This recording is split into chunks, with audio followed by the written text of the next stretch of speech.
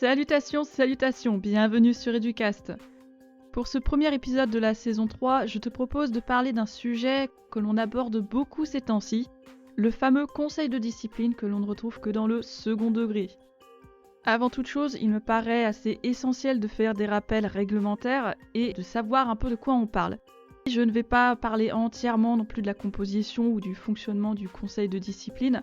Tu pourras retrouver tous les textes en vigueur dans le Code de l'éducation. Je m'assurerai de mettre toutes les sources. Autrement dit, je ne compte pas te parler de l'aspect technique. On connaît surtout le conseil de discipline pour ce qu'on appelle l'exclusion définitive, mais bien évidemment, il n'y a pas que ces sanctions-là. On va y retrouver par exemple l'avertissement, le blâme, la mesure de responsabilisation, une exclusion temporaire de la classe ou une exclusion temporaire de l'établissement, et évidemment l'exclusion définitive. On a aussi des exclusions sur les services annexes, type internat, self. Dans toutes les sanctions que je viens de citer, il n'y a en fait qu'une seule que le chef d'établissement ne peut pas prendre lui-même. C'est l'exclusion définitive. Autrement, il peut prendre toutes les autres sanctions qu'il juge nécessaires. Donc en fin de compte, le conseil de discipline est vraiment la dernière sanction en cas de fait grave ou répété. Et là, évidemment, le chef d'établissement tout seul ne peut pas décider. C'est l'entièreté des présents, c'est-à-dire des personnes qui sont élues et qui siègent à ce conseil, qui vont faire un vote décisif. En gros, on parle là de la seule instance punitive de l'établissement. D'autre part, il existe aussi un conseil de discipline délocalisé ou départemental, mais je ne vais pas en parler ici. Rapidement, sur les principes qui sont attachés au conseil de discipline, on y retrouve les mêmes principes en fait. La confidentialité, la légalité des sanctions, d'où l'importance qu'elles soient mentionnées explicitement dans le règlement intérieur. Ça permettra d'éviter toute contestation. Dans les autres principes, tu as le contradictoire, c'est-à-dire tous les partis doivent pouvoir s'exprimer et se défendre. On y trouve aussi l'individualisation de la sanction et la proportionnalité, ce qu'on appelle le non bis in idem.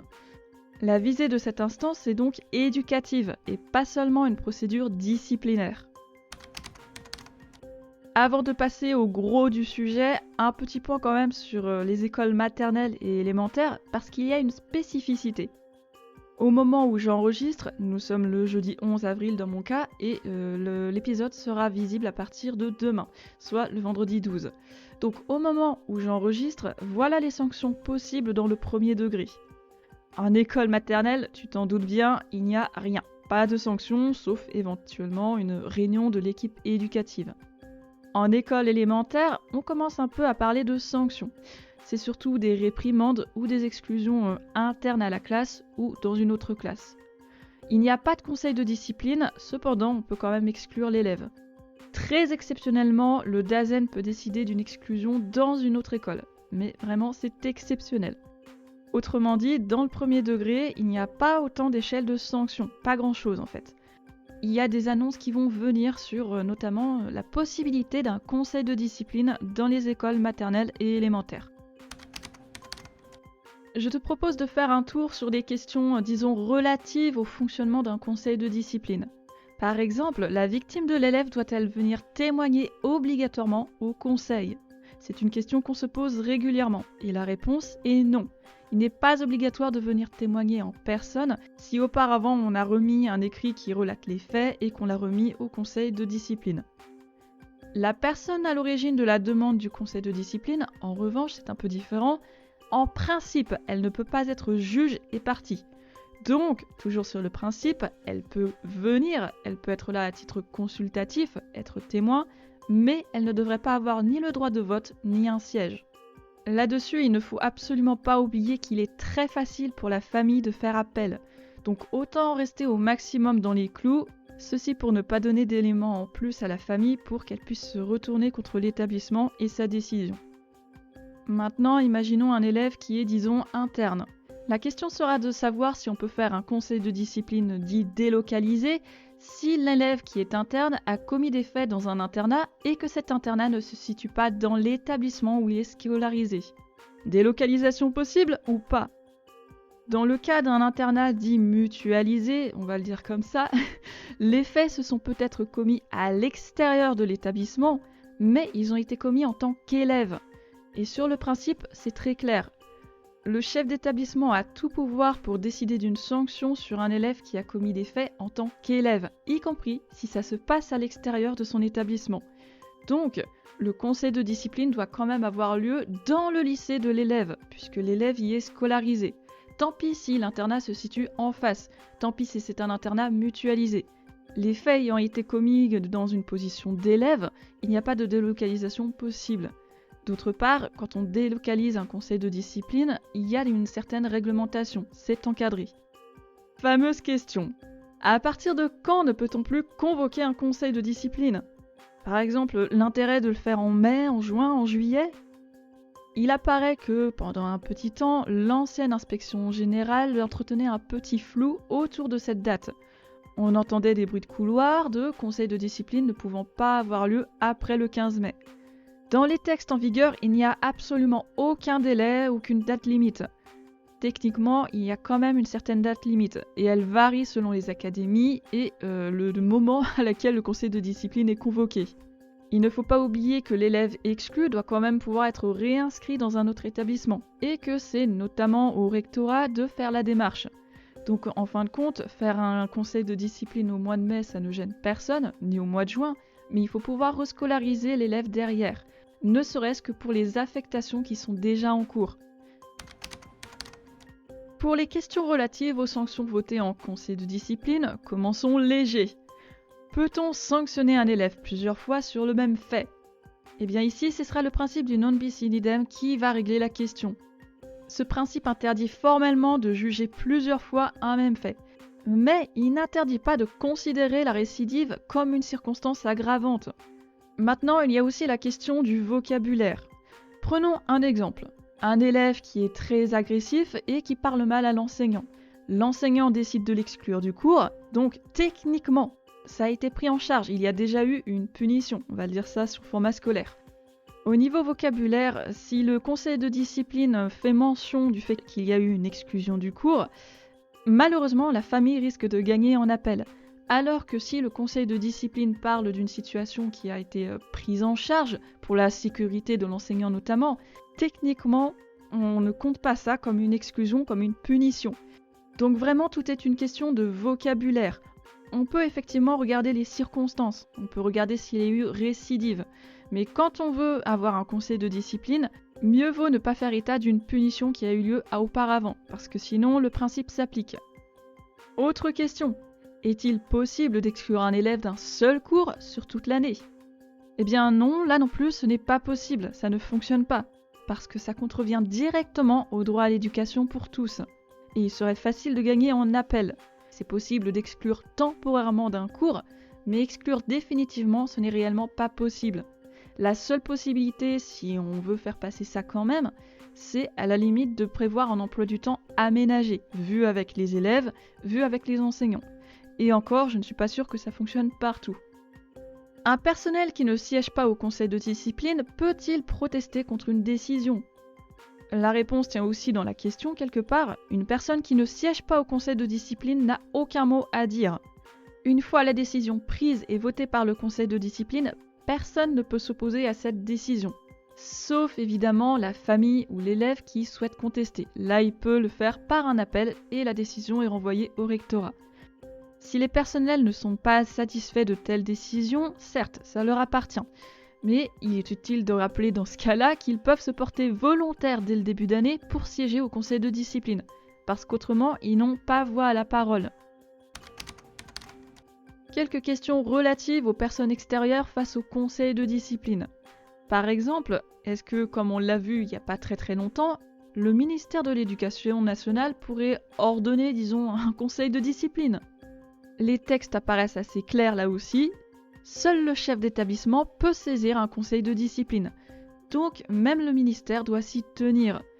Je parle de ça parce qu'on a vu récemment une actualité qui laisse penser le contraire, notamment une demande de conseil de discipline pour des faits de violence entre élèves médiatisés, ou pour des dégradations ou des fausses alertes attentats.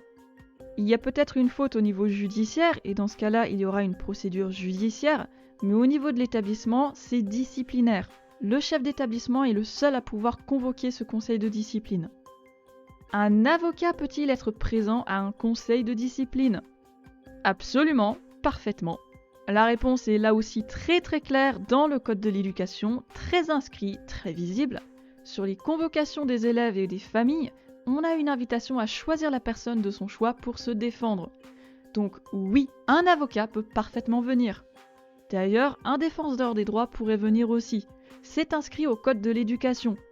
Dans un état de droit, chacun a le droit à un procès équitable. C'est inscrit à l'article 6 de la Convention européenne des droits de l'homme. Ça, c'est pour le public, mais éventuellement, on peut se poser la question pour le privé. En janvier 2017, il y avait eu une certaine incertitude. Une élève n'avait pas pu se faire accompagner par un avocat lors de son conseil de discipline, et la Cour de cassation avait validé la décision de l'établissement, au motif que la présence de l'avocat n'était pas inscrite au règlement intérieur. Depuis, j'ignore si les choses ont changé, si le privé peut toujours bénéficier d'un avocat. En tout cas, fut un temps se poser la question. Ceci dit, étant donné que le droit à un procès équitable est inscrit dans la Convention européenne, c'est tout simplement hors la loi, y compris pour le privé si celui-ci juge que les avocats ne sont pas bienvenus dans un conseil de discipline. Concernant le pénal, est-ce qu'une décision pénale, c'est-à-dire dans un tribunal ou dans une autre instance judiciaire, doit s'accorder absolument à les décisions disciplinaires ? Donc est-ce que le tribunal gagnerait face à un établissement, par exemple ? Lorsqu'un élève est traduit devant le conseil de discipline et qu'il fait en même temps l'objet de poursuites pénales pour des mêmes faits, l'action disciplinaire, c'est-à-dire le conseil de discipline, peut être suspendue jusqu'au jugement pénal. Maintenant, quelques questions relatives sur les rapports qu'entretiennent les directions avec le conseil de discipline. Par exemple, le chef d'établissement peut-il refuser un conseil de discipline ? Alors, si la décision lui revient bien de réunir le conseil de discipline, sur le principe, le chef d'établissement peut effectivement refuser de réunir un conseil de discipline, mais il doit en fournir les raisons par écrit. Est-ce que dans les faits c'est respecté ? Je ne peux pas te dire, il n'y a pas de chiffre précis dessus. Pourquoi certaines directions refusent le conseil de discipline ? À proprement parler, on va un petit peu sortir du cadre, je dirais, juridique, pour entrer sur des spéculations un peu faciles. Est-ce qu'il serait une question de pas de vague ou d'autre chose peut-être ? Alors à savoir, et je l'ai déjà dit, qu'il y a une obligation de replacer les élèves exclus. Une obligation qui en principe est dévolue au rectorat. Ceci dit, ça prend énormément de temps, et évidemment, certaines administrations refilent quand même ce point-là au chef d'établissement qui doit donc lui retrouver un établissement à l'élève. Mais comme on l'a dit aussi, l'exclusion définitive n'est pas la seule issue de ce conseil. Ce qu'on peut noter en revanche, c'est qu'il y a des trocs constatés. Tel établissement décide de virer un élève, tel établissement le récupère. Est-ce que ce bric-à-brac peut s'apparenter à un refus absolu de faire un conseil de discipline ? Certains établissements ne sont absolument pas dans cette dynamique de conseil de discipline. Certains même ont peine réellement à réunir un conseil. Il y a la complexité des procédures et il ne faut pas non plus le nier, certaines directions ne sont absolument pas favorables pour, parce que ça fait du travail en plus, parce que pas de vague, ou pour d'autres raisons. Ce qui m'amène à cette question que beaucoup de personnes se posent. Le chef d'établissement serait-il, par hasard, évalué sur son nombre de conseils ? Ça va être difficile de te donner une réponse certaine parce que je n'arrive pas à trouver un seul texte qui mentionne cette évaluation sur un nombre de conseils. La seule chose que je trouve et qui pourrait éventuellement s'en rapprocher, c'est ce qu'on appelle les contrats d'objectifs, avec parfois des indicateurs précis. Ces indicateurs-là, normalement, sont conclus avec les académies et il se peut que le nombre de conseils de discipline y figure. On peut y demander notamment qu'il y ait moins de conseils de discipline, sans aller plus loin. Selon la façon dont c'est formulé, parfois on a l'impression que c'est réellement une prise en compte du climat scolaire et parfois que c'est une politique du chiffre. Au sujet de ces contrats d'objectifs, il y a quelques exemples assez facilement accessibles sur internet, je t'invite à aller les voir pour constater par toi-même. Néanmoins, il faut quand même se rappeler d'une chose, normalement le contrat d'objectif est lié au projet d'établissement, sinon ça ne ferait pas de sens. Donc en principe, même le nombre de conseils de discipline devrait être discuté à un moment donné en conseil d'administration. De la même façon, le chef d'établissement percevrait-il moins de primes selon son nombre de conseils ? Sur la sphère publique, aucune prime de cette sorte n'a l'air d'exister. Ce qu'on trouve et qui s'en rapproche le plus, c'est la prime à la lettre de mission qui, depuis, est devenue la prime des 3 ans, entre guillemets. Aujourd'hui, ça s'appelle l'indemnité de fonction, de responsabilité et de résultat, et ça vient de 2011-2012, ces eaux-là. Quand on parle de résultat, c'est à comprendre comme résultat de l'entretien professionnel avec la hiérarchie, pas de résultat de conseil de discipline. Revenons un petit instant sur le conseil de discipline, un organe que visiblement on n'aime pas tellement convoquer. Pourquoi n'y a-t-il pas beaucoup de conseils de discipline ? En soi, il n'y a pas tellement de chiffres disponibles, donc je ne pourrais même pas te dire combien il y a de conseils de discipline, disons en une année, mais on va quand même noter que les conseils de discipline ne sont pas très aimés. Le tout est que ce conseil de discipline doit quand même être à visée éducatif. Pour certains élèves, ne nous mentons pas non plus, le conseil de discipline est indispensable, fondamental même si on veut avoir un bon climat scolaire. Mais je le rappelle aussi, le conseil de discipline est prévu en dernier recours. C'est un effet dissuasif qui est souhaité. L'ennui avec le conseil de discipline, c'est que d'un texte à l'autre, la notion de fait répéter n'apparaît pas tout le temps.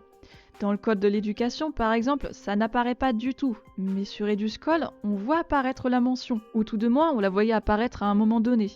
Dans certains documents internes mis à disposition par les académies et les rectorats, on ne trouve pas non plus la même chose.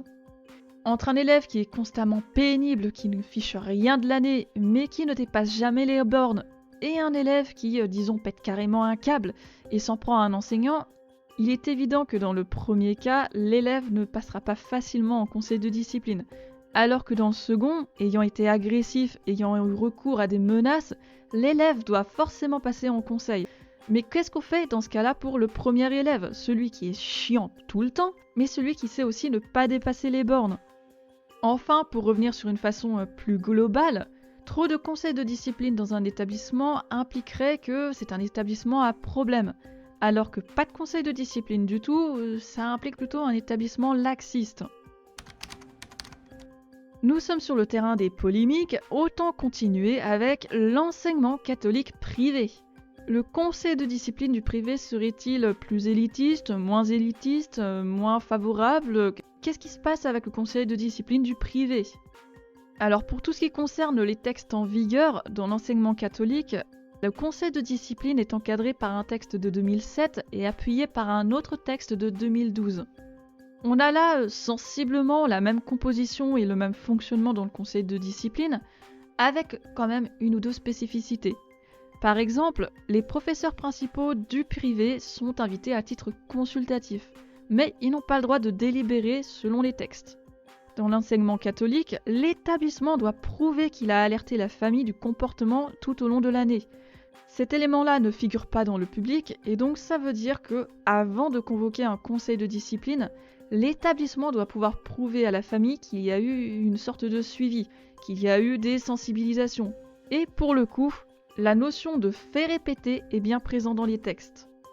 Je te le disais tout à l'heure, il n'y a pas de chiffre sur le nombre de conseils de discipline, donc il serait tout à fait impossible pour moi de te confirmer ou de t'infirmer la légende urbaine du privé, qui vire qui il voudrait, par exemple. La procédure reste complexe, que ce soit dans le public et dans le privé, et c'est vrai que selon certains établissements, il peut être plus facile de virer, notamment quand il y a une liste d'attente très longue. Certains établissements privés peuvent donc se permettre d'exclure définitivement un élève, sachant que la place serait récupérée, tandis que d'autres établissements privés, toujours, ne pourront pas virer un élève, sinon ça s'assimilerait à fermer une classe pour l'année prochaine ou se mettre en difficulté. Et ceci dit, c'est pareil que dans le public. D'autant que, je le rappelle, le conseil de discipline est une instance qui a des réglementations. C'est très encadré, donc les établissements privés n'ont pas forcément tous s'amuser à convoquer des conseils de discipline et à virer. Avant d'en arriver au conseil de discipline, la commission éducative du public contre ce qu'on appelle conseil d'éducation, conseil éducatif ou conseil de vigilance dans le privé. Techniquement, les deux se ressemblent, c'est à peu près les mêmes instances. Mais le conseil éducatif est décrit comme une instance de recadrage et de réflexion avant le conseil de discipline, avec un plan d'accompagnement, des mesures, pas des sanctions. Est-ce que, mine de rien, on arrive quand même à trouver des chiffres ou des études sur le conseil de discipline ? Comme je te l'ai dit, il n'y a pas de statistiques nationales, ni sur l'usage du conseil de discipline, ni sur, par exemple, de devenir des élèves exclus ou des élèves polyexclus, ni sur le climat scolaire après l'exclusion, ni sur quel type de sanctions sont favorisées dans un conseil de discipline. Ça aurait été intéressant de trouver aussi des chiffres sur le décrochage des exclus, mais je n'arrive pas à trouver et il n'y a pas tellement d'études. Le conseil de discipline reste un sujet qui a l'air tabou dans les sciences de l'éducation. En 2012, un certain Georges Fotinos faisait un état des lieux appelé le climat scolaire dans les lycées et collèges. Dans cet état des lieux, il avait extrapolé des données à partir de 400 collèges et lycées publics répondants. Et il s'était intéressé notamment au chiffre total des exclusions définitives et des exclusions temporaires. Donc sur ces 400 collèges et lycées publics, 17 000 jeunes étaient définitivement exclus de leur établissement à l'issue du conseil de discipline, contre à peu près 367 000 exclusions temporaires pour un conseil de discipline aussi.